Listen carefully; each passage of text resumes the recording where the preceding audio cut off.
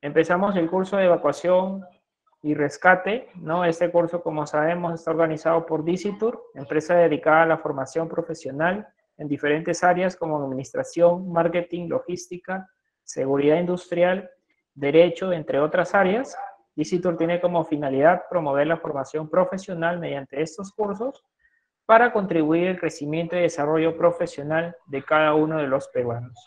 Dentro del temario de este curso hay varios puntos que se van a tocar hoy en día, como pueden observar en la pantalla. Tenemos lo que es la importancia de las brigadas, características de los brigadistas, formación de brigadas de emergencia, responsabilidades de la empresa, responsabilidad de los brigadistas, brigada de evacuación y rescate, consideraciones para la evacuación, consideraciones para el rescate y como último punto, consideraciones para los brigadistas en el contexto COVID-19.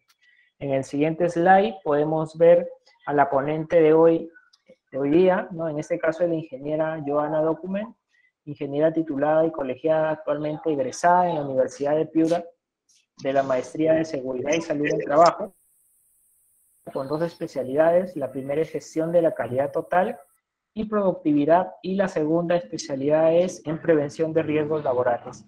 Además, cuenta con 9 años de experiencia en áreas como calidad y SOCMA, mejora de procesos, implementación de sistemas de gestión basados en normas internacionales. Buenas noches, ingeniera Joana, le brindo el pase para que pueda continuar. Listo, muchísimas gracias. A ver, vamos hoy día a conversar un poco al respecto de evacuación y rescate, pero primero me gustaría definir claramente quiénes son los brigadistas, ¿no? Ya que van a ser parte crucial en esto que vamos a revisar el día de hoy, ¿no? Finalmente, un brigadista es un trabajador de cualquier organización, pero que adicional a sus funciones, están organizados y capacitados para poder actuar antes, durante y después de una emergencia, ¿no? Ellos son los que son promotores del área preventiva, ¿no? Y actúan siempre que se presenta una emergencia, ¿no? Y en ese momento de emergencia, ellos serán quienes se conviertan de alguna manera en superhéroes, ¿no? En aquellos que salven o ayuden a evacuar a sus demás compañeros, ¿no? Generalmente en las organizaciones no hay una posición de brigadista, ¿no? Es un trabajador que tiene sus funciones como parte de la organización, pero que además está capacitado, entrenado y organizado para actuar en casos de emergencia, ¿no? Él es un brigadista. ¿Por qué es importante tener brigadas, no? Radica la importancia en que estas personas, miembros de mi organización, deberán generar un cambio de actitud en todo el personal que está en mi empresa, ¿no? ¿Por qué? Porque ellos deben fomentar con sus compañeros, con los que comparten el espacio de trabajo, con los que realizan actividades diarias, ¿no? Una cultura de prevención, ¿no? Una cultura en la que realmente toda la organización se involucre para sacar adelante la gestión de seguridad, ¿no? Entonces, ellos son quienes van a recibir toda la capacitación y toda la formación y el entrenamiento para controlar de una manera organizada, gestionada mediante documentos, mediante procesos, ¿no? En los momentos en que sucede una emergencia a todos sus demás compañeros, ¿no? Ellos pueden o no ser parte del Comité de Seguridad y Salud en el Trabajo, ¿no? Es independiente esta función de brigadista. Estos brigadistas van a tener una formación, un entrenamiento, pero además van a estar organizados como equipo de brigadistas, ¿no? Algunos se encargarán de comunicaciones, algunos se encargarán de evacuación, otros de la gestión de recursos, otros de la búsqueda y rescate, ¿no? Pero todos ellos van a conformar una unidad de trabajo en pro de ¿qué? De actuar en una situación de emergencia, ¿no? Generalmente, lo que podemos encontrar en estos días, ¿no? Son 3 tipos de brigadas, ¿no? La brigada contra incendios, ¿no? Y derrames, la brigada de evacuación y rescate en sí, y la brigada de primeros auxilios. Hay instituciones, hay organizaciones que deciden tener una brigada para cada uno de estos peligros, ¿no? Y hay otras instituciones, otras empresas que lo que deciden es preparar a todos sus brigadistas en la gestión de estos peligros. ¿Dónde yo puedo encontrar el reconocimiento de cuáles son los peligros que tiene una organización? En mi plan de emergencias y contingencias. Entonces, aquellas personas que sean brigadistas, el plan de emergencias y contingencias se lo tienen que saber, pues, al revés y al derecho, ¿no? Es un documento que tienen casi todas las organizaciones, si no son el 100% de las organizaciones, porque es un requisito legal tenerlo. Además, es un documento que me pide la municipalidad como parte de mi licencia de funcionamiento. Entonces, debo establecer en ese documento cómo voy a conformar mis brigadas, ¿no? Cómo voy a actuar frente a los peligros que he identificado en mi organización, ¿no? Y finalmente, qué recursos y qué entrenamiento y qué capacitación deben tener mis brigadas, ¿no? ¿Qué características debe tener un brigadista? Puede ser cualquier persona un brigadista, todos podemos ser brigadistas, es una pregunta que generalmente me hacen, ¿no? Y hay que tener en cuenta que el brigadista va a actuar en una situación de emergencia, en una situación de estrés, en una situación no controlada, ¿no? Entonces, tiene que tener ciertas características, ¿no? Hace un momento Jorge, me parece, se presentaba con nosotros y me comentaba que era capitán del cuerpo de bomberos, ¿no? Entonces, Jorge, y me imagino que muchos otros compañeros que están el día de hoy en la sala. José. Perdóname, José, te cambié de nombre, perdóname. José me comentaba hace un rato, ¿no? Que él pertenece al cuerpo de bomberos. Me imagino que hay muchas más personas en la sala que también pertenecen al cuerpo de bomberos. Y José y los demás no me dejarán mentir que frente a una emergencia, las personas no reaccionamos de la misma manera que cuando somos o como somos en una situación controlada del día a día, ¿no? Entonces, hay que tener en cuenta que para escoger estos brigadistas, lo primero que tienen que tener es actitud, ¿no? Ganas de querer ser brigadistas. Tienen que ser dedicados al servicio, dedicados a ayudar, ¿no? Tienen que tener esta vocación altruista, tienen que estar motivados para hacerlo, porque lógicamente el brigadista no va a recibir ninguna bonificación, ni mucho menos, es parte de sus funciones dentro de una empresa, ¿no? Entonces, pero además de motivado, de altruista, de pilas, de tener estas ganas de ayudar al prójimo, tienen que tener ciertas características físicas, ¿no? Tienen que tener ciertas características mentales, ¿no? Por ejemplo, si yo voy a ser parte de la brigada de rescate, ¿no? Y soy consciente de que no soy muy ágil o que, por ejemplo, tengo problemas de presión alta o quizás tengo, pues, problemas de asma, ¿no? Probablemente no pueda colaborar en ayudar a atender esta emergencia por mi condición misma de salud, ¿no? Entonces, es importante revisar los exámenes médicos ocupacionales de estas personas que deciden ser brigadistas, porque yo voy a poder conocer el estado físico y mental de estas personas y voy a poder saber si frente a una situación de emergencia ellos van a poder actuar y no se van a convertir luego en una persona más que tengamos que salvar, que eso también es importante tenerlo en cuenta, ¿no? Entonces, es muy importante este punto 1, a veces no lo tomamos en cuenta y yo creo que sí es crucial revisarlo. ¿Por qué? Porque finalmente luego pues puede convertirse en alguien que tengamos que salvar, ¿no?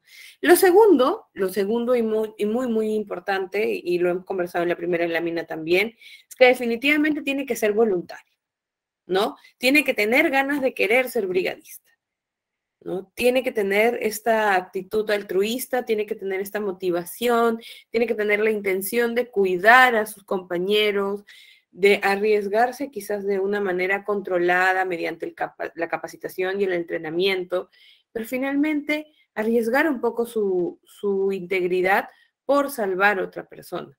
Arriesgar en el sentido de que va a entrar a la zona caliente, ¿no? Claro, va a entrar debidamente capacitado, debidamente entrenado, con todos los equipos de protección disponibles para esa atención de emergencias, pero finalmente es consciente de que va a entrar exponiendo un poco su integridad. Entonces, hay que ser voluntario para tener ese desprendimiento de hacer eso, ¿no? Nada obligado, probablemente vaya a resultar. ¿Por qué? Porque cuando suceda esta situación de emergencia, pues probablemente el que está obligado no actúe de la misma manera, ¿no? Y hay que también ser conscientes nosotros mismos, si realmente reconocemos que ante una emergencia vamos a dar eso altruista que se busca de nosotros, o si lo primero que vamos a hacer es escapar, ¿no? Yo les comento, por ejemplo, en una oportunidad habíamos preparado una brigada en el piso 10 de una oficina que nosotros tenemos, ¿no? En los simulacros muy bien, estas señoritas que decidieron ser brigadistas, ¿no? Muy bien, muy animosas, muy responsables, etc. Pero el día que hubo el sismo de verdad, fueron las primeras que bajaron y fueron las primeras que estuvieron paradas en la calle, ¿no? Entonces, hay que reconocer eso en nosotros, ¿no? Es por eso que debo de ser voluntario esta situación, porque si yo reconozco realmente que ante una situación de emergencia probablemente no vaya a actuar como me han capacitado, como me han entrenado, pues es mejor dar un pasito al costado y permitir que alguien que sí lo pueda hacer ocupe ese lugar, ¿no? De más está decir que debe estar correctamente capacitado, correctamente entrenado. Las capacitaciones de gabinete son muy buenas, son necesarias, pero eso que yo aprendo sentado en mi computadora, sentado en una sala de reunión, definitivamente lo tengo que poner en práctica, ¿no? Porque no es lo mismo ahorita lo que estamos haciendo nosotros, que mañana o pasado mañana estemos en campo y realmente veamos cómo es una situación de evacuación, analicemos estructuras que están cayéndose, analicemos un rescate en vehículos, ¿no? Entonces, hay una parte necesaria, teórica, sí, pero necesariamente acompañado de esta capacitación teórica tiene que haber un entrenamiento en campo para afinar y para aterrizar esos conocimientos, ¿no? Recuerden que los adultos aprendemos haciendo. Esa es nuestra manera de aprender, a diferencia de los niños, que ellos aprenden pues por tomando clases, por repetición, etcétera.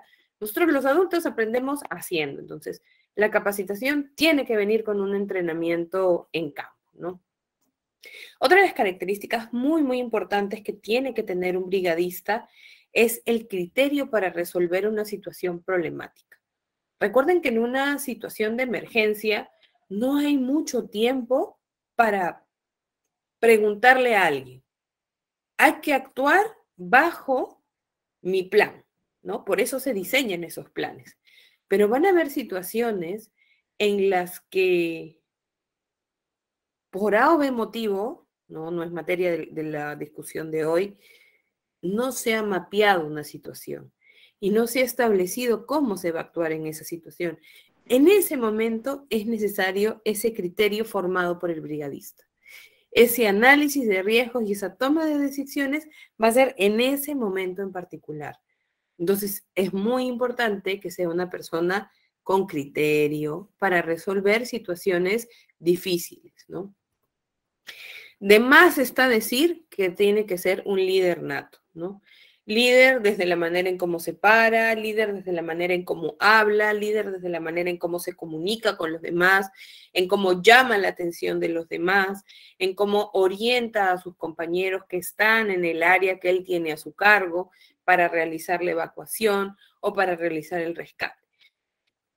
Alguien tiene que tomar ese liderazgo para poder guiar a todas las demás personas, ¿no? Tiene que ser una persona formal, no puede ser una persona con formal, ¿a qué me refiero, no? No puedo yo meterme a tratar de solucionar algo que quizás no estoy entrenado para hacerlo, ¿no? O quizás no tengo las habilidades o el conocimiento para poder hacerlo. A eso me refiero con formal, ¿no? si no sé, es mejor, hay un dicho que lo dicen mucho en mi familia, que es más ayuda el que no estorba, ¿no? Y a veces pasa eso, ¿no? A veces pasa que es mejor hacerse a un lado cuando uno no sabe que, que estar ahí metido y haciendo bulto, ¿no? Voy por ahí con ese tema de la formalidad, ¿no? El aplomo y la cordialidad, ¿no? Ese temple de soportar una situación difícil, de soportar una situación de emergencia, de ver quizás imágenes no tan agradables a mi sensación como ser humano, a mi sentimiento, ¿no? Pero tengo que tener el aplomo para seguir adelante con mis funciones, ¿no? Y finalmente, ser cordiales con aquellas personas que han vivido esta situación de emergencia, ¿no? Aquel que ha podido tener la oportunidad de estar en una situación de emergencia sabe que las personas que se ven afectadas por esa emergencia están en un proceso vulnerable, ¿no? Están en un proceso de pérdida, de daño físico, daño a su salud, daños económicos, pérdidas en algunos casos. Entonces, lo que menos espera una persona en esa situación es que alguien lo grite, lo maltrate, ¿no? Sino tiene que ser empático, cordial para tratar a esas personas que están en esta situación, ¿no? Y finalmente, y no menos importante, los brigadistas pertenecen a una empresa. Entonces, los brigadistas deben conocer no solamente la institución como empresa, su historia, su misión, su visión y los valores, etcétera, no solamente los procesos, sino también las áreas de la organización, ¿no? Yo tengo que conocer el mapa de riesgos de mi empresa, tengo que conocer dónde están las zonas calientes, dónde están las zonas de mayor riesgo, dónde puede quedar personal atrapado, cuáles son las escaleras más difíciles de acceder, eh, generalmente en plantas que tienen equipos de mantenimiento, son ellos quienes están generalmente metidos en los rincones más recónditos. Entonces, yo como brigadista tengo que entender ese espacio físico que tiene mi empresa, ¿no? Además, tengo que entender cómo funciona mi organización, ¿no?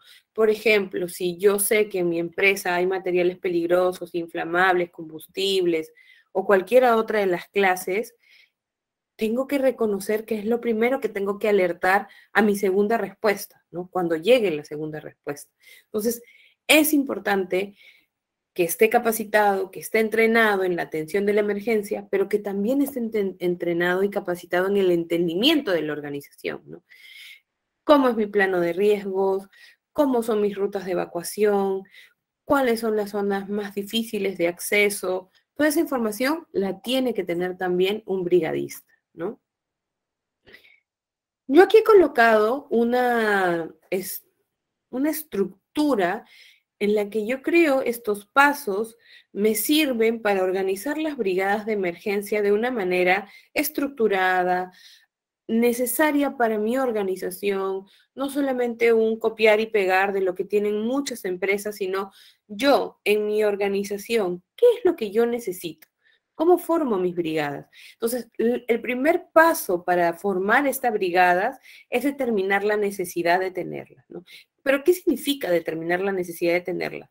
En primer lugar, dar recursos para que estas brigadas se formen. Con recursos no me refiero únicamente al dinero, por favor que no se entienda así. Me refiero al tiempo para que capaciten, al tiempo para que entrenen, a los recursos que necesitan, llámense camillas, botiquines, arneses, etcétera, ¿no? Todo lo que sea necesario para que esta brigada pueda realmente atender una emergencia, ¿no? Necesito también, en esta fase de determinación de la necesidad, entender que voy a requerir un equipo que va a estar continuamente trabajando en esto, analizando las políticas que tenemos, analizando las emergencias que podemos enfrentar, entrenando constantemente, entendiendo la organización. Entonces, determinar la necesidad no es únicamente decir, sí, tengo que tener brigadas porque me lo pide la norma, porque me lo pide la ley, porque me va a preguntar cuando saque mi ITSE. No. Determinar la necesidad significa tomar la decisión como empresa de formar mis brigadas y que esta formación de las brigadas va a venir con una serie de recursos que yo como líder máximo de esta empresa voy a tener que brindar para el correcto funcionamiento de estas brigadas. A eso me refiero con determinar la necesidad, ¿no? El segundo paso, después de decir, ok, voy a tener mis brigadas, voy a dar estos recursos para formar mis brigadas, voy a tener a esta persona encargada del entrenamiento, los entrenamientos los voy a hacer tal día y tal día. En fin, todo ese diseño de planificación que tiene que haber en este primer paso, viene el segundo gran importante paso, que es ¿brigadas de qué? ¿Brigadas de qué? ¿De qué voy a tener mis brigadas? ¿Todos tenemos que tener brigadas antiderrames? Esas preguntas, esa definición de qué brigada tengo, por qué tengo una y no otra, tiene que ver con un análisis de vulnerabilidad, tiene que ver con un reconocimiento de cuáles son mis emergencias, cuáles son esos peligros a los que yo estoy expuesto por realizar esta labor económica o esta función económica o esta actividad económica que tengo en mi organización. Quizás en mi empresa yo no tengo nada que se pueda derramar. Entonces no debería formar una brigada para derrames.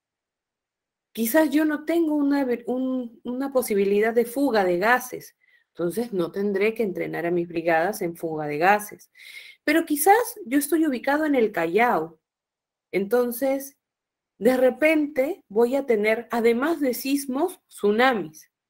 Entonces, tengo la necesidad de entrenar a mi brigada de evacuación y rescate, no solamente en identificación de zonas seguras para sismos, sino también en evacuación frente a tsunamis, ¿no? Entonces, este análisis de vulnerabilidad me va a permitir mapear dentro de mi empresa qué peligros estoy expuesto, ¿no? ¿Qué herramientas tengo para hacer este análisis? Tengo pues la famosa I+C, tengo también la información que me puede dar Defensa Civil, que está seccionada por áreas, ¿no? Entonces, con toda esta información, con toda esta gestión de riesgos, yo voy a determinar el nivel de riesgo de estos peligros a los que estoy expuesto. Y viene el tercer paso, ¿no? Seguramente cuando hago mi análisis de identificación de peligros y determino estos controles para gestionar estas emergencias que pueden aparecer, voy a determinar si algunas son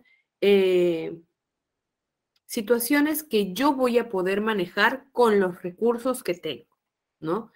Y voy a poder decir, francamente, si hay algunas situaciones que ya no voy a poder tolerar, que ya no voy a poder sostener y que voy a tener que requerir de llamar pues a una segundo apoyo o a cualquier institución que yo contrate para que me dé esa. Puedo optar por llamar al cuerpo de bomberos también, pero finalmente yo voy a definir qué clase yo voy a poder atender con mis recursos propios y a partir de cuándo tengo que llamar por apoyo, ¿no? Esto también es importante reconocerlo con la veracidad del caso, ¿no? Lo importante es decir, bueno, con los recursos que yo tengo, con el tanque que yo tengo, con los extintores que yo tengo, con la red que tengo, con el suministro de agua que tengo, yo puedo atender 40 minutos. Entonces, antes de que pasen esos 40 minutos, ya tengo que llamar a quien me va a seguir socorriendo cuando estos 40 minutos lleguen. No, yo tengo suficientes elementos para atender 1 hora y media. ¿Ok? Entonces, en esa hora y media, buscarás tus recursos, buscarás llamar a otra persona, buscarás atender esa emergencia de otra manera. Pero es importante ser sincero con uno mismo, ¿no? Es decir, ok, yo tengo esto. En este momento necesito levantar la mano y pedir ayuda. Esa es la definición de clase. No solamente determinar bajo el nivel de riesgo cuál peligro tiene un mayor nivel de significancia, sino también entender qué puedo yo hacer con mi respuesta, ¿no? Y a partir de dónde necesito pues llamar a alguien más, ¿no? Un siguiente paso tiene que ver con la composición o el número de integrantes o las funciones que van a cubrir esta brigada, ¿no? Les dije inicialmente que las más comunes son de evacuación de rescate, atención de fugas o derrames, ¿no? Vamos a decir primeros auxilios, ¿no? Pero yo tengo que decidir si voy a hacer pues una brigada que sea multipeligros, que me atienda varias situaciones al mismo tiempo, o voy a decidir tener una brigada por cada uno de estos peligros. Sea que decida uno o sea que decida la otra condición, lo importante es la capacitación y el entrenamiento de este personal. Si yo decido que va a ser una brigada multipeligros, necesariamente tengo que entrenarlos en los peligros que identifiqué en el paso 2 y en el paso 3.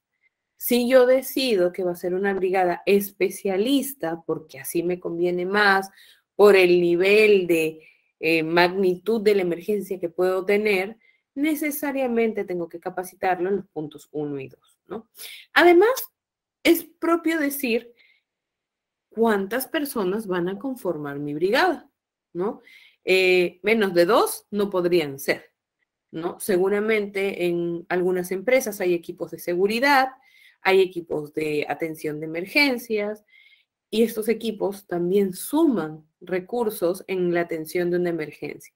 Entonces, lo que yo tengo que fijarme al momento que hago el análisis de la vulnerabilidad y la definición de la clase es cuántas personas voy a requerir para cada punto de atención. De repente voy a necesitar a alguien que esté en el cuarto de bombas. De repente voy a necesitar a alguien que esté en el cuerpo de la máquina contra incendios. De repente voy a necesitar 3 o 4 personas que estén sujetando las mangueras. Entonces voy sumando, voy haciendo mis cálculos, ¿no? Y digo, ok, en total, yo para una atención de una emergencia de incendios necesito 8 personas. Ok, menos de 8 no podría tener en mi brigada, ¿no?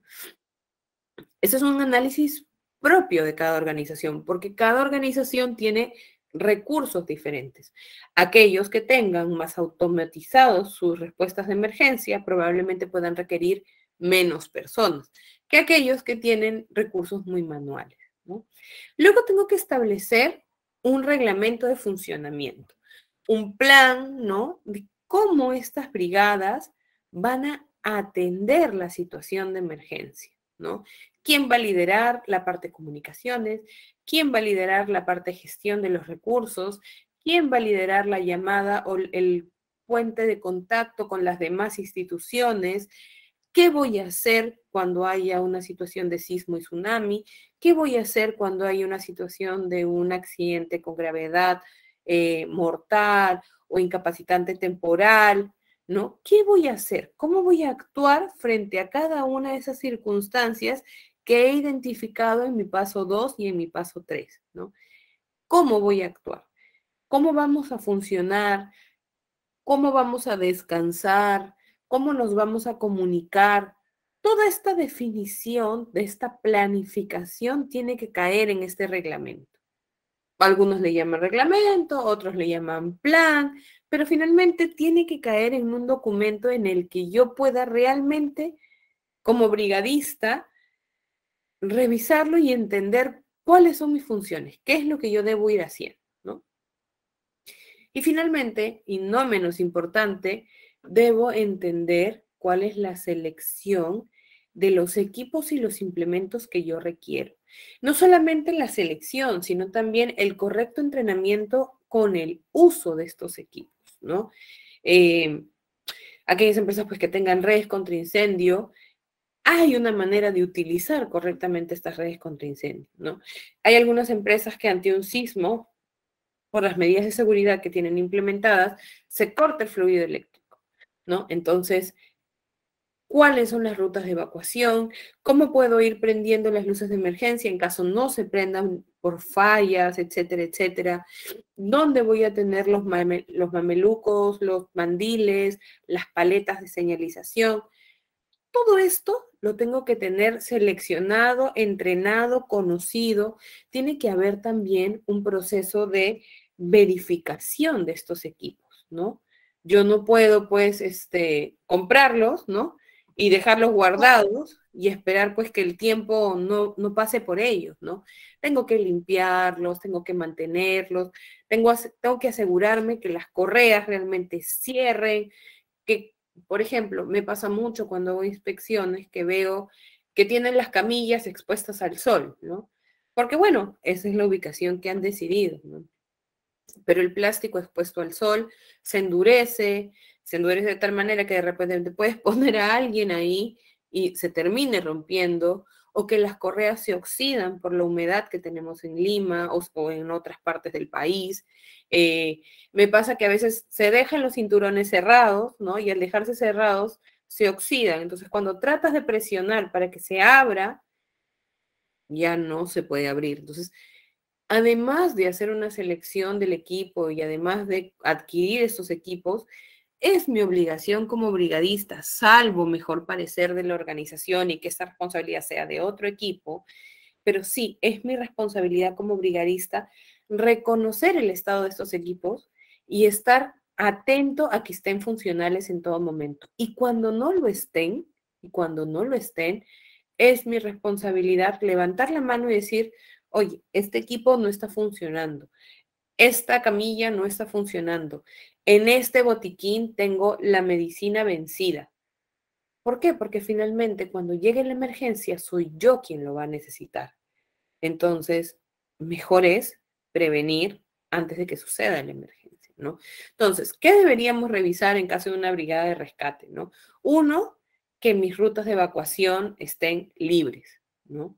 Suele pasar muchas veces que se estacionen carros encima de mis círculos o que se estacionan carros en las salidas. Si yo durante la ejecución de mis actividades laborales detecto que está sucediendo esto, como brigadista mi responsabilidad es liberar eso, ¿no? Por ejemplo, si tengo estas camillas, como les comentaba hace un ratito, ¿no? Si están expuestas al sol, pues tengo que hacer el ejercicio de bajarlas, de abrir el gabinete, de asegurarme que el gabinete se abre. Me ha pasado en algunas veces haciendo algunas inspecciones que por motivos de seguridad tienen los equipos con llave o con candado. Entonces, no es lo más recomendable, pero si es así, tengo que asegurarme de que la llave esté accesible, esté funcionando el candado. Entonces, tengo que hacer ese proceso de revisión, lógicamente. ¿Por qué? Porque soy yo quien lo va a utilizar, ¿no? Soy yo quien lo va a requerir. Entonces, lo peor que me puede estar pasando en una situación de emergencia es tener el equipo y que no esté operativo, ¿no? Entonces, es mi función, salvo mejor parecer de una organización, pero sí como brigadista tengo la necesidad de hacer esta verificación. ¿Por qué les comento salvo mejor parecer? Porque en algunas empresas de estas actividades también se puede encargar el equipo de seguridad y salud o el comité. Finalmente, vamos a hablar un poco de cuáles son las responsabilidades de la empresa, ¿no? Porque hemos hablado mucho del brigadista, hemos hablado de cómo voy a formar mis brigadas, cuál es el análisis que tengo que hacer, pero ¿qué tiene que hacer la empresa, no? ¿Cómo va a participar en esta gestión del riesgo la empresa? Lo primero y lo más importante, los recursos, ¿no? Entonces, tiene que dotar a las brigadas o a los miembros de las brigadas de todos los recursos necesarios para la atención de las emergencias que han sido identificadas, ¿no? ¿Por qué? Porque no basta solo con tener un brigadista, sino que va a ser el brigadista solo paradito ahí, ¿no? Tiene que tener esos recursos vigentes, válidos, calibrados, útiles, ¿no? Para desempeñar su función, ¿no? Lo otro es dar el tiempo necesario para que exista esta capacitación y entrenamiento, ¿no? Pero no tiene que ser 2 veces al año, una vez al año, porque seguramente ustedes, al igual que yo, con recibir una capacitación, sentados en un salón de clases, probablemente no vaya a guardar la información que si lo estoy continuamente practicando, ¿no? Entonces, el brigadista tiene que tener ese entrenamiento rutinario para Uno, aprovechar en verificar todos sus equipos y dos, para estar con el conocimiento calientito, como diríamos en criollo, ¿no? Bien entendido todo. Puede pasar, y pasa muchas veces en las empresas, que por motivos productivos, por motivos de necesidades económicas, X razones, cambiamos la configuración de las instalaciones, traemos maquinaria nueva, utilizamos nuevos materiales dentro de nuestro proceso productivo. Entonces, los riesgos van cambiando de acorde, van cambiando las actividades de una empresa. Entonces, este entrenamiento cíclico, con un tiempo pautado, también me permite reconocer si mi plan de contingencias, si mi plan de emergencias está realmente diseñado a la necesidad actual de mi empresa. Porque lo estoy poniendo en práctica y me doy cuenta de que probablemente me falte algo más que agregar, ¿no? Entonces, por el lado del brigadista y por el lado de la organización, un entrenamiento rutinario y continuo es beneficioso para ambos, ¿no? Ahora, debe también propiciar la asistencia a lugares de entrenamiento, a quizás intercambios de capacitación, ¿no? Debe dar ese espacio para que estas personas que voluntariamente han decidido convertirse en brigadistas puedan tener el acceso a entrenarse con no solamente sus propios recursos, sino también entendiendo otras realidades, ¿no? Eso sería lo más idóneo, ¿no? Ahora, no solamente los brigadistas van a funcionar durante una emergencia. Hablábamos al inicio de esta reunión que son los que funcionan antes, durante y después. ¿Y en qué consiste este antes? Hay que dejar un espacio para el que el brigadista pueda comentar con las personas que tendrá a su cargo una emergencia, durante una emergencia, cómo vamos a actuar, qué va a decir esta persona, cómo va a indicar la evacuación, sonará una alarma. Por ejemplo, hay una pregunta que suelen hacer muchas personas, que es, una vez empieza el sismo, ¿salgo en ese momento o tengo que esperar a que pare? ¿No? Entonces, tiene que haber ese espacio para que el responsable de esa área brigadista pueda compartir con sus compañeros y decir, bueno, a ver, mañana tenemos simulacro, el simulacro va a ser a las 11 de la mañana, ustedes primero van a escuchar una chicharra, una bocina, una alarma, bueno, lo que cada uno haya definido para alertar, ¿no? Y una vez terminado el sonido, todos tenemos que evacuar. Primero evacuarán los de la derecha, luego evacuarán los de la izquierda, o ustedes que están en esta fila saldrán por esta puerta, ustedes que están en esta fila saldrán por esta otra. Tiene que tener ese espacio para poder conversar con sus compañeros, porque si vamos a esperar a que esté temblando y el brigadista, pues en ese momento, bueno, los que están acá por acá y los que están acá por allá, ya nadie te va a escuchar. Esa es la verdad. En ese momento nadie nos va a escuchar. Entonces es mejor que así como los brigadistas y los miembros de la brigada y el comité y el equipo de seguridad, si es que así fuera el caso que lo tienen, entrenan antes, también tiene que haber un proceso de difusión con los demás miembros de la empresa, seguramente no en la misma cantidad de tiempo, pero tiene que haber un proceso de difusión para que llegada la situación de emergencia, los brigadistas alerten y todos sepan ya qué hacer, ¿no?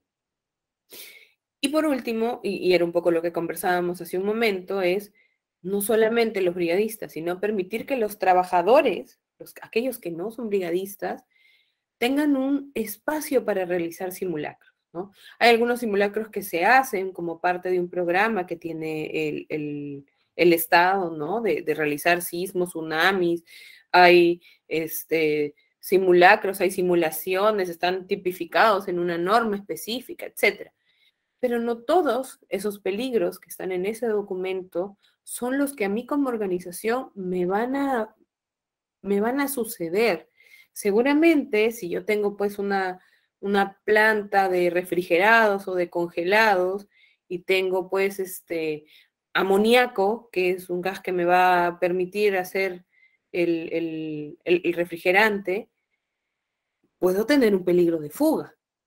Entonces, no solamente tendré que entrenar en sismo y tsunami, sino también tendré que entrenar en fugas de amoníaco. ¿no? O, por ejemplo, yo soy una empresa que almacena combustibles, ¿no? Entonces, en el reconocimiento de mis peligros, habrá sismo, habrá tsunami, ¿no? Pero también habrá derrames, incendios. Entonces, tengo que entrenar a mi personal, no solamente en lo que el Estado me pide por una norma, sino en lo que realmente ellos van a afrontar en una situación de emergencia. Entonces, esa también es una responsabilidad de la empresa, ¿no? Brindar ese espacio para que todos los colaboradores puedan participar en estos simulacros. Ahora bien, he dividido la responsabilidad de los brigadistas por etapas, ¿no? Tengo una etapa primera, tengo una etapa preventiva, todavía no ha sucedido algo. ¿Y qué debo hacer aquí? Capacitar, entrenar, prevenir, hacer simulacros, ¿no? Tengo que asegurarme que el conocimiento se ha quedado en la cabecita de cada uno de mis brigadistas, ¿no? Lo otro que tengo que hacer en mi momento preventivo es verificar que aquellos riesgos que yo he identificado siguen siendo mis riesgos actuales. ¿Cómo hago esto? Haciendo mis inspecciones, ¿no? Lo que les decía hace un ratito. De repente, por la naturaleza del negocio, por la naturaleza de la empresa, hemos decidido cambiar una maquinaria o hemos decidido trabajar con otro tipo de gases. Entonces, ese cambio en la manera en que trabaja una organización produce finalmente un cambio en los peligros a los que estoy expuesto. Entonces, tengo que analizar esta nueva situación y ver si los controles que tenía son suficientes para hacer frente a esta nueva situación. Si son suficientes, check, no pasa nada, yo ya sé usarlos, los voy a replicar. Si no son suficientes, tengo que alertar esta situación de cambio para que se tomen las medidas preventivas frente a esta nueva situación, ¿no? Ahora, existen muchas empresas que tienen a los brigadistas también para la verificación de trabajos de alto riesgo. Entonces, si esa es la forma que yo le he dado a mis brigadas, necesariamente también tengo que entrenarlos en la verificación de trabajos de alto riesgo. Entonces, este entrenamiento y esta definición de un PETAR o de un procedimiento estándar de trabajo de alto riesgo, lo tengo que hacer en un momento de planificación, de prevención, ¿no? Tengo también, y eso ya lo hemos mencionado al momento que revisábamos cómo formábamos nuestras brigadas, que hacer mis inspecciones y pedir el mantenimiento de aquello que no está 100% operativo, ¿no? Tengo que verificar si mis radios de comunicación funcionan, si mis megáfonos tienen baterías, si mis botiquines están disponibles, si mis extintores no están tapados, si mis rutas de evacuación están correctamente señalizadas. Tengo que verificar si mis luces de emergencia funcionarán en caso de que se corte el fluido, que esté correctamente pintada la señalética. Todo esto lo tengo que verificar antes de, ¿no? Y finalmente, tengo que cumplir con estas funciones asignadas, ¿no? No voy a esperar a una emergencia para alertar que tengo medicina en mi botiquín, pues que no está en fecha, ¿no? Entonces, es todo lo que yo puedo hacer antes de atender una emergencia, ¿no? Uy, miren, ya llegamos al break. Ok, hemos llegado, o bueno, vamos a entrar en una pequeña sección de break para descansar un poco y también comentarles algunos puntos pendientes. Entonces, como pueden ver en pantalla, este curso de Brigada de Emergencia tiene 4 clases. Hoy estamos en la tercera, evacuación y rescate. Invitarlos a la última clase que se va a desarrollar el 14 de mayo y tiene por nombre Gestión de Riesgo de Desastres, ¿no? De igual manera se les va a hacer llegar la invitación a través de WhatsApp o a través de correo en este caso, ¿no? Y en la siguiente diapositiva, por favor, debido a varias consultas que hemos tenido por parte de algunos participantes con el tema de la certificación de este curso de Brigada de Emergencia cuenta con una certificación opcional y un precio de 75 soles con un certificado de 16 horas académicas siempre disponible. A las personas que estén interesadas en esta certificación se le activarán 4 beneficios. En pantalla pueden ver los 3 primeros, que es el ingreso al aula virtual con clases grabadas y el material complementario, ¿no? De todas las clases de este curso. Como segundo beneficio tenemos lo que es, se le asignará en este caso un correo institucional Office 365 por todo un año. Tercer beneficio son descuentos especiales para futuros cursos. Y el cuarto beneficio que vendría a ser el acceso al curso de salud ocupacional. En este caso, el acceso al curso y el certificado también del curso de salud ocupacional que empieza el 20 de mayo. Esta promoción que estamos realizando a las personas que se certifiquen en este curso de brigada de emergencia es hasta el martes 10 de mayo. Y todas las personas que estén interesadas automáticamente accederán a estos beneficios que ven en pantalla. Ese es el primer tipo de certificación de este curso. Y en el siguiente slide, por favor, ingeniera Joana. Ok, en este tipo de certificación es solamente de esta clase del día de hoy. En este tipo de certificado sale con un peso de 4 horas académicas y un costo de 25 soles. Igualmente accede a los beneficios, pero en este caso solamente a los 3 beneficios que ven en pantalla, ¿no? El ingreso de aula virtual, el correo institucional Office 365 y descuentos especiales. Bueno, en el siguiente slide tenemos todo lo que son nuestros números de cuenta. Tenemos cuenta en BCP, IAPE, Caja Arequipa y BBVA, ¿no? Una vez que se realice el pago, el comprobante se debe enviar al correo informes@dicitur.edu.pe o en este caso a la persona que los atendió por WhatsApp. Por favor, antes de que continúe la ingeniera, no olvidarse de registrarse en el link que he pasado y que voy a volver a enviar para que todos puedan tener ese contenido a la mano. Ahora sí, no quito más tiempo, ingeniera, pueden continuar. Muchas gracias. Nos quedamos entonces en que revisamos ya la etapa preventiva, ¿no? O sea, ¿qué tienen que hacer estos brigadistas antes de la llegada de una emergencia, ¿no? Ahora vamos a ir a la etapa de control, ¿no? Cuando ya realmente sucede la emergencia, ¿no? Lo primero que tengo que hacer es básicamente para lo que se me ha entrenado. A mí me han entrenado para atender esta emergencia, entonces tengo que actuar en base a cómo me han entrenado, ¿no? Si soy una brigada de rescate, haré las funciones de rescate. Si soy una brigada de atención de derrames, haré mi función de derrames. Si soy una brigada de salvamento, control de químicos, etcétera, haré mi función, ¿no? Y lo segundo importante es evitar que esta situación de emergencia siga creciendo, ¿no? Eso es lo segundo importante. Lo otro es, yo como brigadista, ¿cómo evito que me pasen accidentes a mí durante la atención de esta emergencia? Y para eso también he sido entrenado, ¿no? Voy analizando el área, voy analizando las condiciones, voy analizando si es seguro continuar, ¿no? También, recuerden que lo conversamos cuando formábamos la brigada, perdón, entenderé si tengo o no que recibir ayuda externa, en qué momento debo pedirla. Todo eso lo tengo que hacer en este momento de control, ¿no? Y lo otro que es que cuando llegue ese apoyo, cuando llegue ese socorro externo, yo como brigadista, pues tendré que comunicarle a ese tercero que viene en qué estado me encuentro, qué recursos tengo, si es que me está faltando encontrar a alguien o si es que alguien está atrapado en tal sitio. Ese enlace, hay un oficial de enlace generalmente en la atención de emergencias, ese enlace también es responsabilidad del brigadista, ¿no? Porque es quien conoce el plan, quien conoce la empresa, quien conoce los mapas de riesgos, quien ya fue sacando a algunas personas de la institución y que es consciente de que alguien de repente está dentro. Toda esa información tiene que tenerla alguien de la brigada. Generalmente se le llama oficial de enlace, ¿no? ¿Qué más voy a hacer?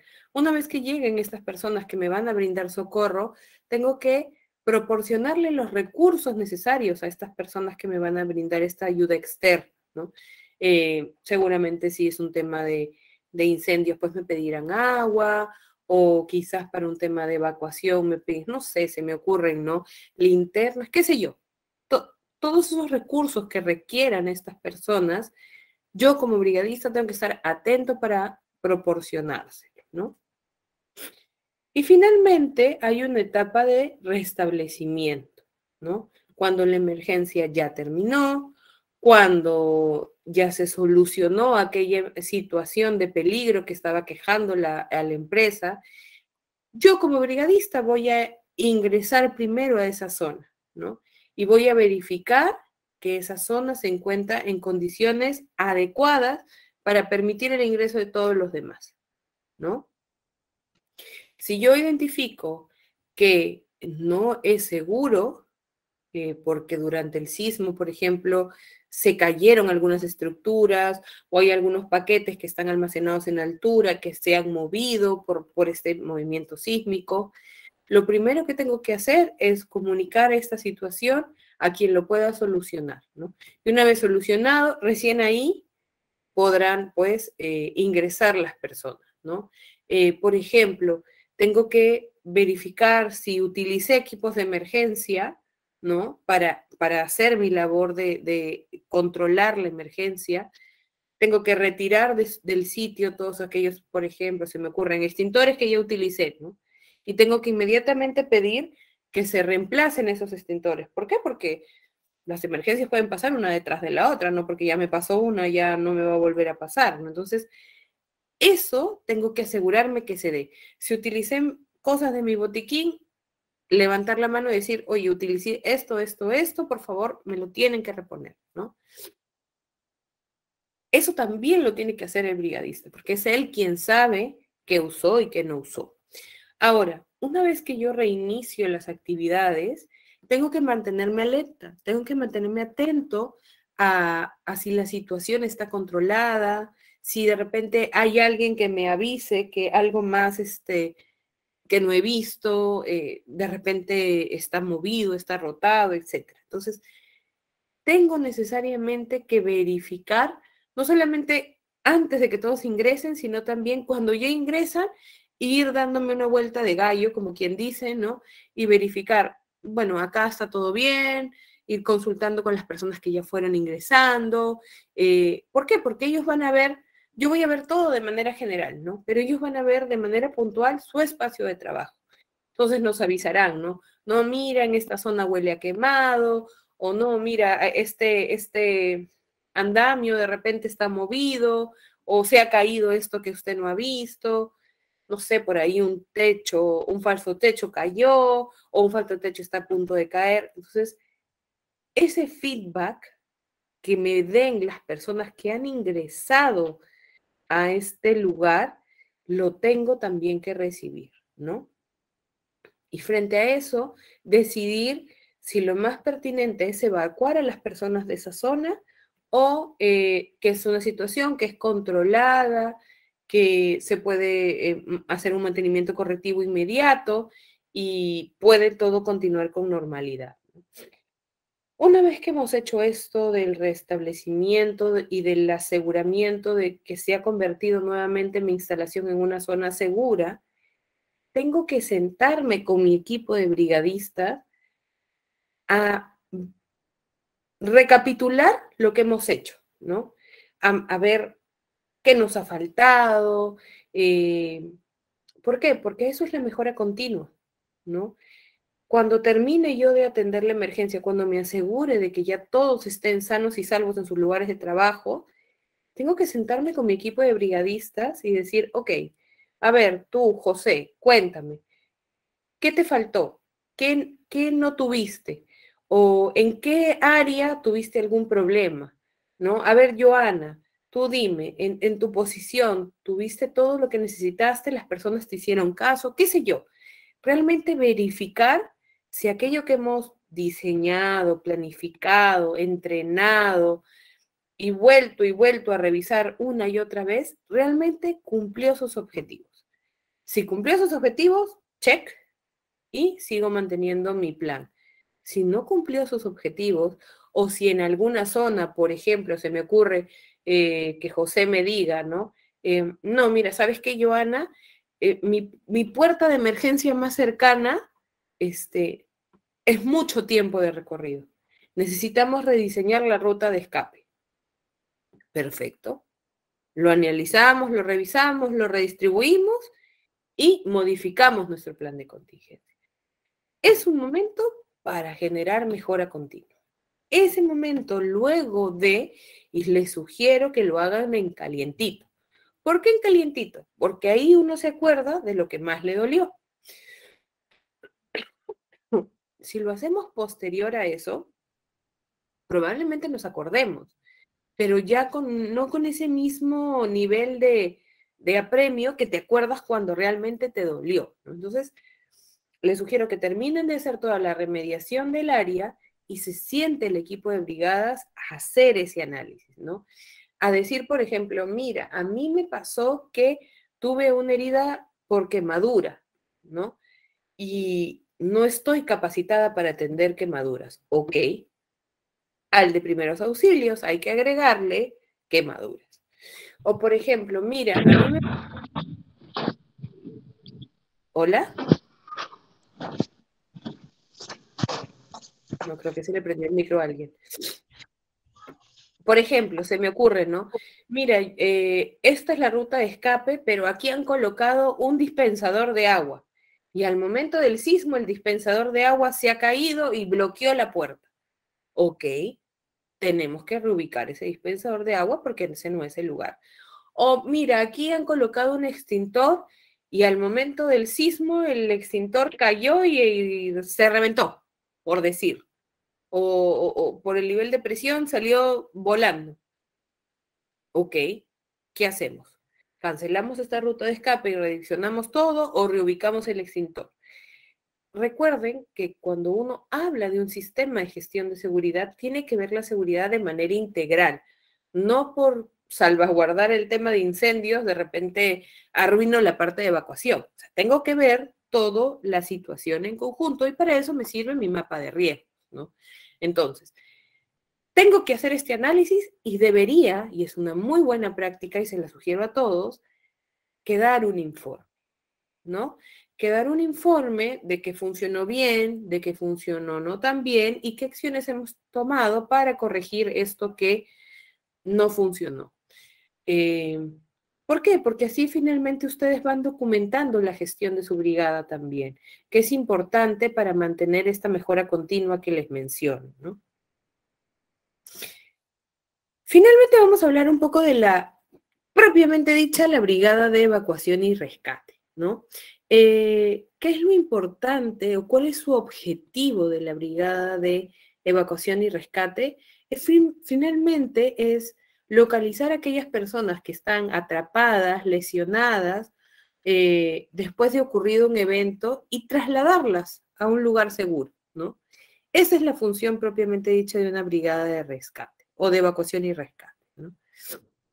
¿Qué debo tener en cuenta cuando hablo de evacuación? Lo primero que debo tener en cuenta es que mis rutas de evacuación estén correctamente diseñadas, ¿no? Que las distancias que recorre una persona sean las menores posibles para evacuar de ese peligro. ¿Esto dónde lo voy a ver? Lo voy a ver en los planos que tiene cada una de las organizaciones, ¿no?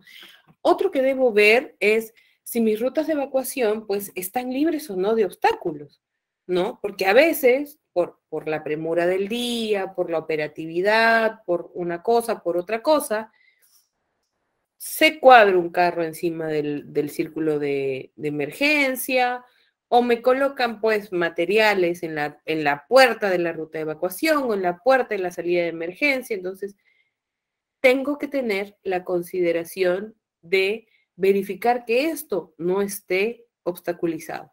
Y lo otro que tengo que hacer es entrenar a las personas de mi organización para entender que cuando ellos hacen eso, están afectando la atención de una emergencia en donde pondrían en riesgo también su vida. Entonces, tengo que trabajar por los dos lados, ¿no? Por un lado, hacer las inspecciones y asegurarme que todo esté bien, y por el otro lado, tengo que generar conciencia en las personas. Porque mientras estas personas tomen más conciencia de que estos lugares o que estas rutas o que estas puertas son necesarias para una situación de emergencia, dejarán pues de obstaculizar estos espacios, ¿no?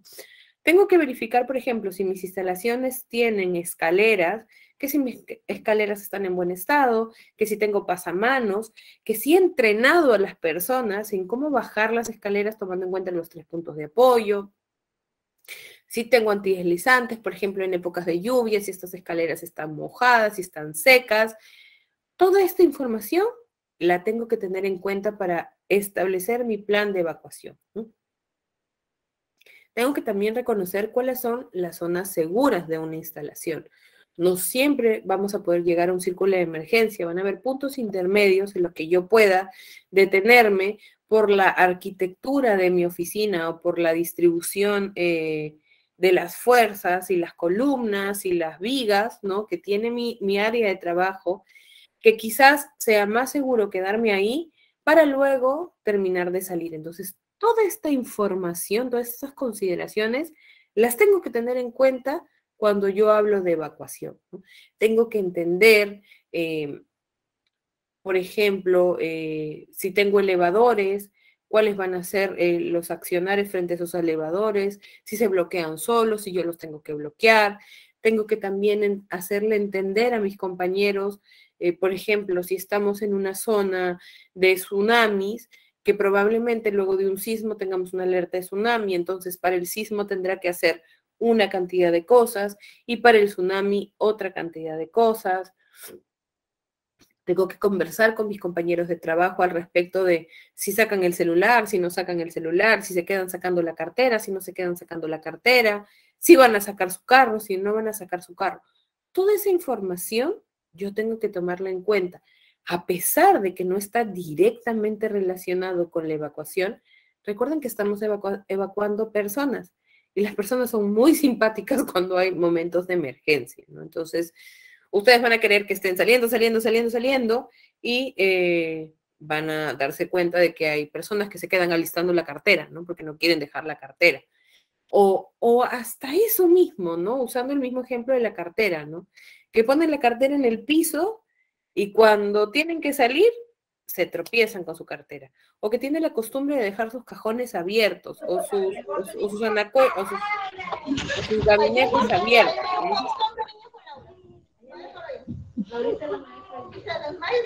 Creo que otra vez se le prendió el micro a alguien, por favor. Sí, ahora ya podemos continuar.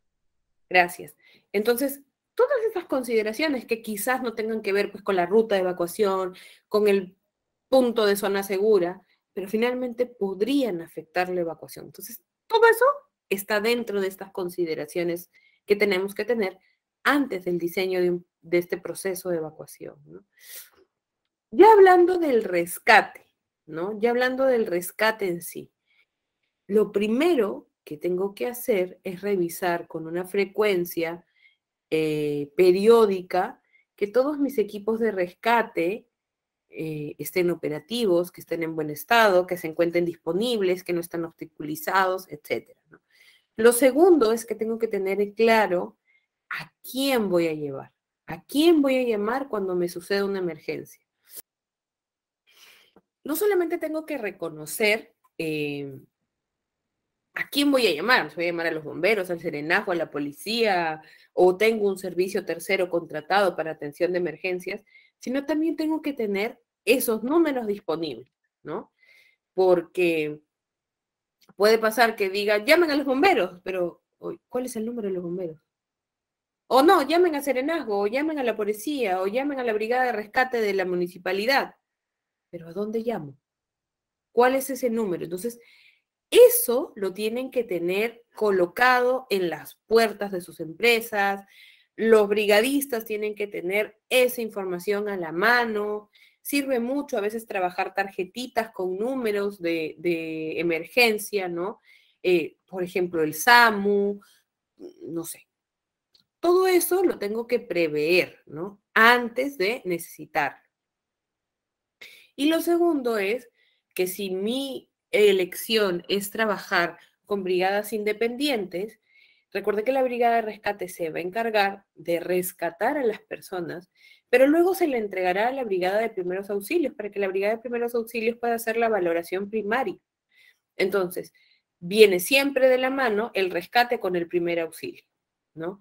Ahora, el primer auxilio, lógicamente, no en todos los casos es un médico. Entonces, ese primer auxilio tendrá un alcance, una actividad diseñada para estabilizar y controlar los signos vitales de una persona. ¿Para qué? Para que luego puedan llamar al SAMU o a la ambulancia del servicio on-call que tengan contratado, etcétera, etcétera, ¿no? Como sea su diseño de atención de contingencias y emergencias. Finalmente, y dado este contexto que estamos teniendo, y lo quise colocar así porque creo importante que el trabajo de los brigadistas en este momento los expone no solamente a los peligros y riesgos que hemos comentado ya, sino también a un riesgo de contagio. Que si bien es cierto, al día de hoy el riesgo es un poco más bajo, ¿no? Bueno, porque algunos ya hemos pasado por la enfermedad, o porque algunos ya tenemos 3 dosis, o porque ya estamos vacunados. Cualquiera sea las circunstancias, seguimos en un estado de emergencia sanitaria. Entonces, consideré necesario incluir esta parte en la capacitación. ¿Por qué? Porque cuando yo atiendo una emergencia, no necesariamente todos vamos a estar pudiendo guardar la distancia social o utilizando correctamente mi mascarilla, ¿no? Entonces, lo primero que tengo que entender es que si yo soy brigadista y ese día yo no me siento bien, yo tengo que alertar eso. Si yo tengo algún síntoma, no solamente hablando de COVID, sino si yo ese día no estoy bien físicamente, tengo que avisarle al responsable de mi brigada y tengo que decirle, mira, ¿sabes qué? Ahorita estoy pasando por este proceso de salud, no voy a poder cumplir mi función de brigadista por X razón, X razón. ¿Para qué? Para que esta persona responsable de las brigadas pueda pues realmente decidir que otra persona pueda cumplir esa función, ¿no? Pero si hablamos estrictamente del caso de COVID, si yo tengo síntomas como fiebre, tos, dolor de garganta o los que ya conocemos bien, lo mejor es no asistir a trabajar, empezando por ahí, ¿no? Porque pongo en riesgo a mis demás compañeros de oficina, ¿no? Lo segundo es, si durante el proceso de la atención de una situación de emergencia, eh, por algún motivo me vi expuesto a alguien que de repente no tenía correctamente colocada la mascarilla o que yo se la tuve que quitar porque por la situación en la que se encontraba, debo comunicarle al responsable de salud o debo comunicarle a mi supervisor inmediato. ¿Por qué? Porque pude haber estado expuesto y tiene que haber un seguimiento para mí, ¿no? Ahora, si la persona me dice, a la persona que yo atiendo, me dice, oye, yo he estado con dolor de garganta, etcétera, etcétera, entonces puedo tener un caso presunto, puedo tener un caso probable. Entonces, tengo que comunicar que yo estuve expuesto a eso. ¿Para qué? Para que se activen los protocolos que ya se han establecido mediante el plan de COVID-19 que nos pide el Ministerio de Salud, ¿no? ¿Qué va a pasar conmigo, ¿no? Ahora, con respecto a las mascarillas, ¿no? O en general, no solamente las mascarillas, sino a los EPPs, ¿no? Hay mascarillas de uso diario, hay mascarillas a las que ya estamos nosotros habituados, que están normadas, ¿no? Que la misma norma técnica ahora nos indica, ¿no? O puedo usar una quirúrgica y una de tela, o puedo usar una KN95. Esas mascarillas no necesariamente son las que yo debo utilizar en un ámbito de atención de emergencia. ¿Por qué? Porque si ustedes se han dado cuenta, el cerramiento que les da ese tipo de mascarillas no es totalmente aislado, ¿no? Siempre hay, para aquellos que somos como yo, un poquito cachetoncitos, pues la mascarilla no nos cierra bien, pues, ¿no? Para eso hay otras mascarillas, como por ejemplo la N95, que de partida es una mascarilla diferente a la KN95. Las ligas que tiene esa mascarilla no son que van por detrás de mis orejas, van atrás de mi cuello y van sobre mi cabeza, ¿no? ¿Por qué son así? Para justamente asegurar ese cerramiento, ¿no? Ese cerramiento que va a impedir que ingrese el 95% de las partículas que se encuentran en el ambiente. 95%, ojo, estamos diciendo 100. Entonces, si ustedes van a establecer protocolos para atención en este contexto de COVID-19, yo les sugiero que dentro de sus equipos de atención de emergencias consideren tener estos tipos de mascarilla. Entonces, cuando se active la emergencia, yo me retiro mi mascarilla quirúrgica, mi mascarilla de tela e inmediatamente me pongo mi N95 y estoy listo para atenderlo, ¿no? Por ejemplo, si yo utilizo mascarillas de este tipo, ¿no? Es mejor, es prudente si soy un brigadista y tengo barba, tengo bigote o tengo vello facial de alguna manera, es mejor retirarnos este vello. ¿Por qué? Porque el vello facial evita que se dé el cerramiento correcto de estas mascarillas. Entonces, yo sé que anda muy de moda la barba y sé que a muchos les queda muy bien, pero sí he tomado la decisión de dar este servicio de ser brigadista porque tengo la vocación de ayudar a mis compañeros, porque tengo la vocación de servir a mi empresa, pues es mejor para mi protección y para la protección de la persona que voy a rescatar que yo esté correctamente protegido, ¿sí? Hay una diferencia que vale la pena ponerla sobre la mesa, que es cómo funciona la mascarilla quirúrgica y cómo funciona un respirador N95. Seguramente muchos de ustedes ya lo conocen. La mascarilla quirúrgica, las que conocemos de 3 pliegues, lo que hace es evitar que mis exudaciones, mis gotículas, lo que yo hablo, lo que yo me río, lo que salga por mi boca y por mi nariz, salgan hacia el exterior. La diferencia de un respirador es que me brinda la posibilidad de evitar que ingrese también. Entonces, esa es la diferencia entre una mascarilla y un respirador, ¿no? Entiendo que en este contexto hemos hablado mucho de la KN95, de la quirúrgica y la de tela, pero finalmente lo que busco en estos momentos de atención de emergencias es realmente proteger al brigadista. Y entonces en ese contexto de protección, lo más útil es una mascarilla N95 por el cerramiento que les brinda, ¿no? Ahora, guantes. Los guantes son desechables y se utilizan siempre en la atención de emergencia. No es en un contexto de COVID-19. Siempre que ustedes sean respondedores, siempre que ustedes sean brigadistas, acostúmbrense a tener guantes por lo lógico de los riesgos biológicos a los que podemos estar expuestos, ¿no? No estoy hablando únicamente de VIH, sino cualquier otro tipo de enfermedad que pueda ser contaminado por cualquier otro fluido. Entonces, es importante que ustedes, cuando realicen sus entrenamientos, se acostumbren a poner en ese chip que tenemos en la cabeza, lo primero que tengo que hacer es ponerme mi guante, ¿no? Cuando uno hace una actividad reiterativamente, lo va convirtiendo en una costumbre. Y es por eso que los brigadistas tienen que ir entrenando rutinariamente para ir convirtiendo esos hábitos en costumbres, ¿no? Guantes, en contexto de COVID o sin contexto de COVID, es importante que tengamos la costumbre de ponerlo. Ahora, protección facial. Podemos utilizar o protectores faciales como full face, si por ejemplo a la zona en la que ustedes van a ingresar requieren adicionalmente una protección para gases. Existen unas máscaras que son unos respiradores en realidad que tienen una máscara completa de cara que sella con un jeve que tiene la misma máscara, que se llaman full face, que finalmente me van a también proteger de cualquier fluido que pueda tener. Si no es el caso que yo requiera utilizar esos EPPs, debo tener también en este kit de atención de emergencias unos lentes, ¿no? Unos lentes, ¿no? Que me permitan proteger también mis ojos. Cuando yo utilizo una máscara, un respirador N95, seguramente ustedes lo han podido ver, este respirador N95 tiene un fierrito que va sobre mi nariz.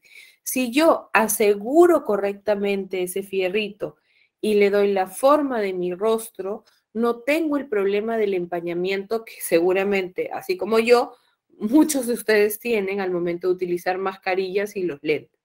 Eso sucede porque no se cierra correctamente la mascarilla. Si yo cierro correctamente la mascarilla, ya no sale eso que yo respiro y ya no me empaña los lentes. Entonces, utilizar un correcto respirador, asegurar correctamente el respirador y utilizar una protección de vista es posible si previamente he asegurado mi respirador, ¿no? Si es posible, si el estado de salud de aquella persona que estoy rescatando le permite utilizar la mascarilla, pero por la situación que han vivido, la mascarilla la tienen salida, rota, manchada, mojada, etcétera, debo llevar también conmigo mascarillas para poder ponerle a aquellas personas que voy a rescatar, ¿no?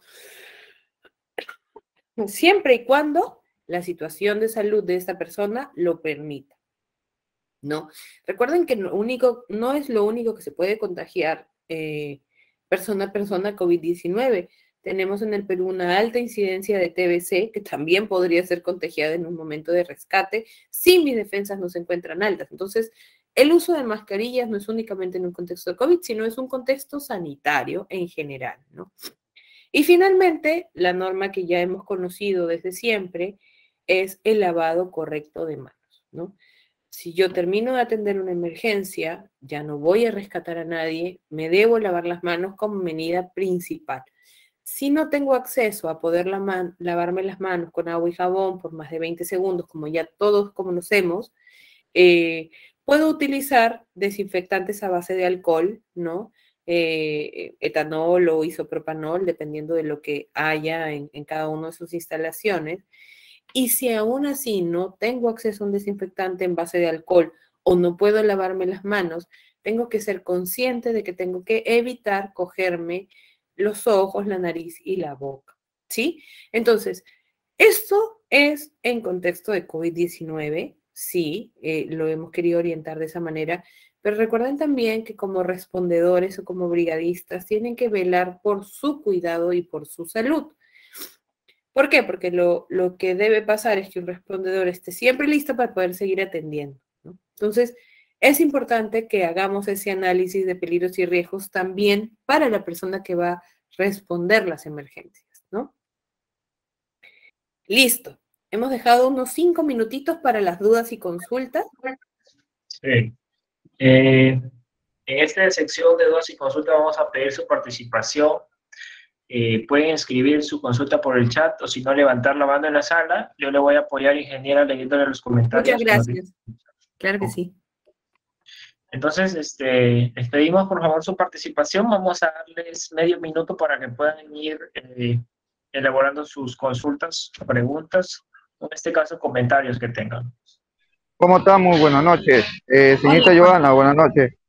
¿cómo Os estás? felicito ante todo, agradeciendo también por este curso. Es bien, bien servicial para nosotros y tener un poco también de conocimiento a todo esto. Mi consulta es, dentro, aparte de estar en una empresa, la capacitación siempre es frecuente para nosotros. Como seguridad, yo trabajo de seguridad. Mi consulta es, dentro de una organización, yo he formado un comité, dentro de una organización se puede poner brigadista teniendo todo el conocimiento, el amplio que usted me está dando en la diapositiva, se puede explayar más para formar un grupo de brigadistas juveniles que sea capacitada por la compañía de bomberos para estos que se viene a hacer esto de la naturaleza, tanto como el sismo, terremotos, zona de evacuación, todo esto, los pormenores que según no se utilizan tanto como para estos brigadistas. Bueno, a ver, si analizamos lo que hemos revisado el día de hoy es cómo gestionar una brigada, ¿no? Pero, Jorge, tu pregunta es si con esta información es suficiente para firmar una brigada o necesitaría más información. ¿Esa es tu pregunta? Sí, necesitaría que me brindara, bueno, está un poco de más capacitación para ese ámbito de Claro, dentro de una claro. urbanización. Claro, claro que sí. O sea, lo que hemos conversado el día de hoy es cómo conformar esta brigada, qué pasos tengo que seguir para analizar qué brigadas debo tener, qué diseños, ¿no? Pero sí, lógicamente, dentro de esa planificación y ese diseño, tú vas a identificar más situaciones de peligro. Entonces, esas situaciones de peligro para esa brigada juvenil que tú me comentas están armando, eh, tienes pues que aterrizar, ¿no? En tu realidad, ok, yo voy a hacer brigadas de qué? Voy a hacer brigadas de rescate, de primeros auxilios y de evacuación, ¿no? Entonces, para mi brigada de primeros auxilios, definitivamente voy a necesitar una capacitación y entrenamiento en primeros auxilios, ¿no? Definitivamente, pero teórico y práctico, ¿no? Si yo voy a hacer, por ejemplo, una brigada que se va a encargar de la evacuación de sismo y tsunami, necesariamente tengo que entrenarlos en evacuación de sismo y tsunami. Si yo voy a hacer, por ejemplo, una brigada de, no sé, se me ocurre, de atención de derrames, voy a ir un nivel más abajo y explicarles cómo ponerse un traje nivel A, cómo ponerse, cómo, no sé, desinfectarse luego de salir. Entonces, sí vas a necesitar ese nivel de detalle de capacitación que identifiques en esos peligros que vas a atender. Eso lo vas a necesariamente tener que aplicar, porque recuerda que lo que hemos conversado hoy en la clase ha sido la parte de teoría. Tendríamos también que irnos a campo y ver por dónde vamos a evacuar, cómo vamos a rescatar, cómo van a ser los rescates de altura. Eso ya lo vemos en campo. Y eso es lo crucial para la brigada. Es entrenamiento de oficina y de campo. Esos dos juntos hacen que una brigada pues responda correctamente ante una emergencia. Gracias, señorita Giovanna. Más que todo, gracias a usted y gracias, señor Danilo, por la explicación. Ya me amplió un poco más el conocimiento y eso es lo que quería llegar. Tanto como el campo a nivel administrativo, eso es lo concerniente. Y ya lo tengo, ya esa imagen. Muchas gracias. Más bien, Buenísimo. felicitaciones y que pase. Y también para Gracias. saludar también por el Día de la Madre, que es también mamita. Pásala bonito. Gracias. Gracias, gracias. Ok, Listo. muchas gracias, estimado Jorge. Ahora vamos a darle el pase a Roberto Rostein Ríos, que ha levantado la mano en la sala para que haga su consulta. Sí, buenas noches. Quisiera yo saber, como paramédico que soy, quisiera saber si yo puedo ser, o cómo puedo hacer para pertenecer a una brigada, ¿Cómo puedes muy hacer aparte de para pertenecer a paramédico. una brigada? ¿Te refieres a Ujú. una brigada de una empresa o a qué tipo de brigadas te refieres? No, no, vamos a suponer en una brigada de emergencias, pero en general, aquí en la ciudad donde estoy. Mm, Pues es una buena pregunta, Roberto. Yo la verdad que no lo sé, no sé no sé en dónde estás, este, pero Mire, seguramente, ¿sabes qué se me ocurre si me preguntas cómo podrías ayudar? Porque finalmente eso es lo que hace el brigadista, ayudar, ¿no? A atender ujú, una emergencia. Se me ocurre que podrías ir a un cuerpo de bomberos, por ejemplo, informarte ahí, ¿no? Y brindar tus servicios de medicina que tú conoces bien en este tema, ¿no? ujú. Por ahí creo que está la respuesta. Porque en una O sea, empresa, los perdón, brigadistas ya existen, o sea, son una decisión de la empresa, ¿no? En todo caso, disculpe, si perdón. estamos hablando en el contexto de empresa, este, deberías decirle a tu empleador, oye, yo quiero ser brigadista, ¿no? Yo estoy preparado y estoy con toda la intención de trabajar como brigadista, ¿no? Gracias. ¿Sí? Listo, Roberto. Disculpe, Entonces, para vamos la al... pregunta del compañero Roberto, Sí, ¿quién habla? ¿se Perdón. puede, ¿Escuché? se puede- Oh, ok. se puede acercar a la municipalidad? Y en la municipalidad hay defensa civil. Y tú como También. médico, como doctor que eres, puedes, puedes, puedes ahí coordinar con los miembros de defensa defensa civil y ayudar en lo que se pueda para la formación de las brigadas. Ah, qué bueno saberlo. Gracias, Jorge, por compartirlo. Muchas gracias, compañero Jorge. Muchas gracias por la información. Gracias, profesora Giovanna. Que Listo, tenga un buen día. igualmente. Hola, Bueno, hola, hola. hola, José. Ya, mire, yo soy bombero. Ujú. Yo acá en mi ciudad, yo he formado brigadas de defensa civil, contra incendios, evacuación, tsunami, todo. Ujú, Te digo una cosa, en la municipalidad existe un área de defensa civil, ujú, pero no está conformada con personas idóneas. mm, Solamente son que los a dedo le dicen, tú vas a defensa civil porque eres ingeniero, ujú, tú debes de porque eres esto, pero no están preparados para formar brigadas. Yo he participado, yo formo brigadas en los centros educativos, yo formo brigadas en las empresas de gas, yo formo brigadas en las empresas eh, de expendio de cerveza, yo formo brigadas en los establecimientos comerciales grandes. Nosotros los bomberos estamos preparados para eso, ¿entiendes? Entonces, ¿qué pasa cuando uno dice en lo que dijo el compañero en antes, que cómo podía ser para pertenecer a una brigada, ¿no es cierto? Nosotros los bomberos, por ejemplo, yo soy paramédico, los bomberos también. ¿Ve? Yo trabajo en una empresa de seguridad y lo primerito que me preguntan a mí, capitán, ¿puedo te formar una brigada de evacuación? Sí, sí, yo lo sé.